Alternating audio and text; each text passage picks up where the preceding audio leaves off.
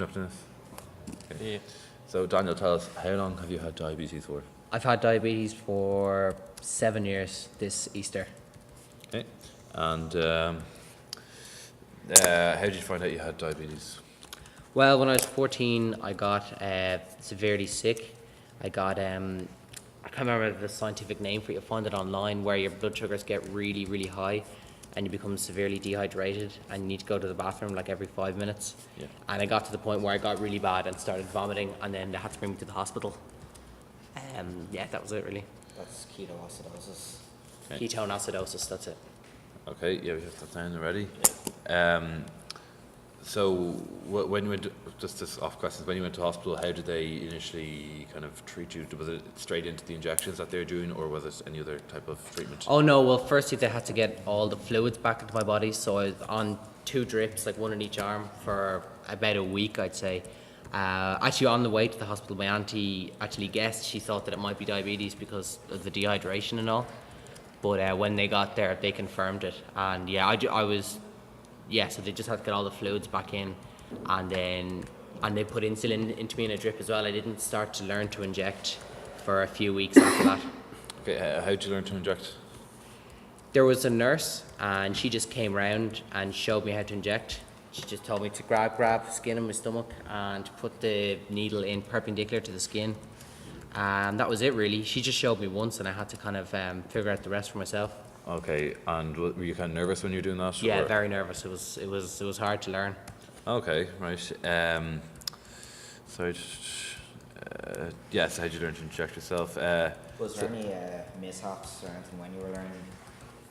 Like, did you ever just give it yourself too much? Or Yeah, too yeah, little? a few times I completely forgot, completely slipped my mind. I didn't have too many low blood sugar, so I didn't give myself too much, but there was a good few times where I just completely slipped my mind and I forgot, yeah. Did you ever injure yourself or anything? Not severely, no. Lumps? Yeah, I get, not at the start, but I do get lumps now sometimes if you inject in the same place too often. Okay. Were you nervous to inject?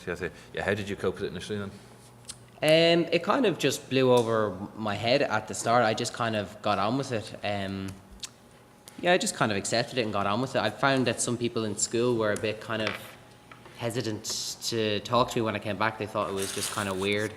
I think it probably hit me more when I went to college, but not severely, but yeah. Okay, so like coping initially, you used the disposable pens we were talking about earlier, was it? Did you always use that? I've always used the disposable pens because I just find they're easier and it's less of a worry. I did use a steel pen which you change the cartridges, almost like when you have a razor for your face and you change the blade. I used that for about a month, but I found it was too heavy because it was made out of not steel, aluminium or something. It was too heavy. And I just I had to think about it all the time, because if you lose a disposable one, it's no big problem because I get 5 a month. So yeah, I stick with the disposable ones. Okay. How do you? What? Oh, yeah, did you use disposable pen? Oh yeah. Do you think your parents are very involved at the start of your? Yeah, I think my mum and my dad were both very involved. To be honest, I've kind of shut them out though. I don't really like them getting involved at the moment. But at the start, they were very helpful and stuff. Did they like help you with your injections or help you with your medication? No, they didn't really. They'd remind me. You're reminding us. But yeah, no, they didn't help me. Like obviously physically do, but yeah, no, they were there like emotionally, I guess, and stuff like that. Yeah. Yeah. Okay. They visited me regularly in hospital and all. Okay. What does maintaining your diabetes entail? It entails eating.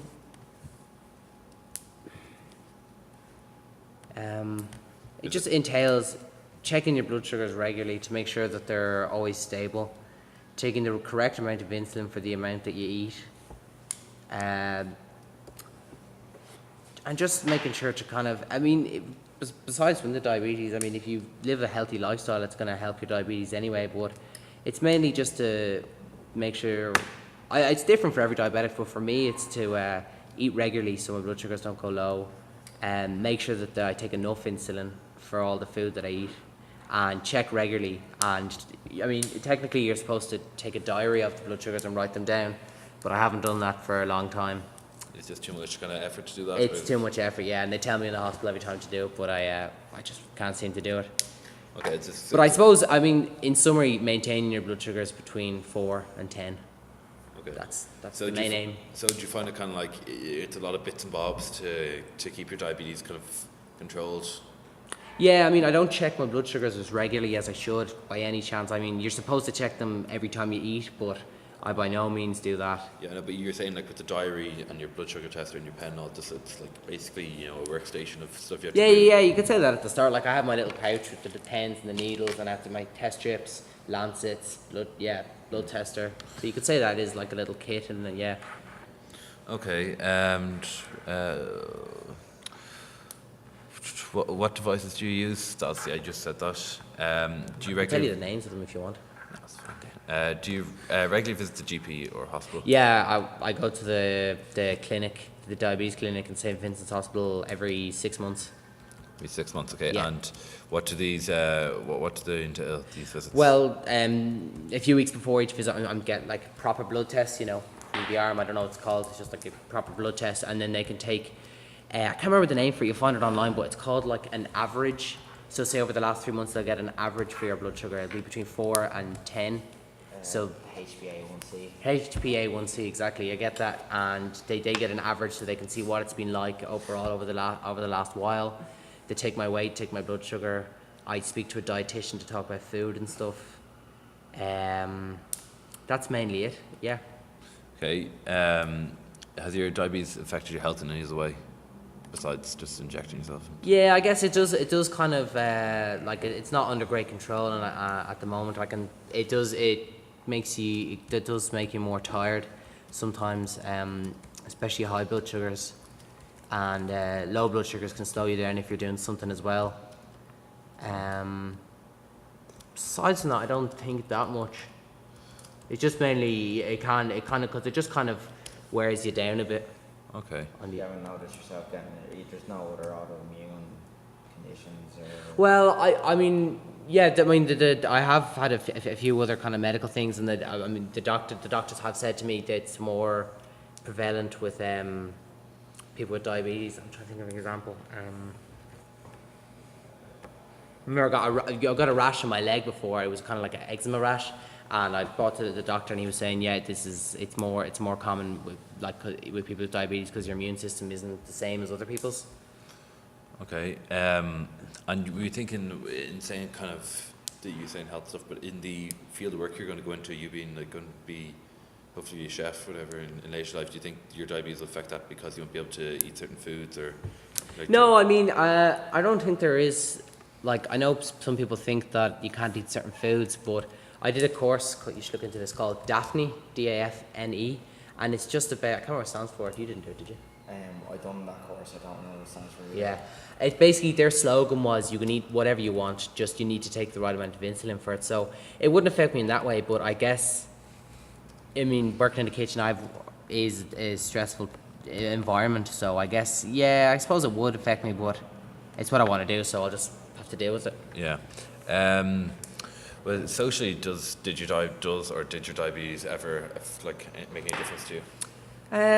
Like being Well- around, like I know you said you started late, but being around like other Yeah. boys. Well, I guess when you meet a new group of friends, like when I met you guys, and then when I start just this September, there is the kind of effort of explaining to people what it's about. It's sometimes, I mean, I don't care anymore. I'll inject it anywhere. But I did feel a bit conscious about it at the start. I used to do it in the bathrooms when I was in secondary school, but I don't care anymore. But I mean, I think some people can find it a bit weird, and then there's the, people asking you, what are you doing? And it's like, it's not that they're only innocent, they're only asking questions, but yeah, it gets a bit annoying. Aside from that, I mean, sometimes having to carry the insulin and stuff can be a bit annoying on nights out, but that's about it, yeah. Okay, hold on a second. Just stop.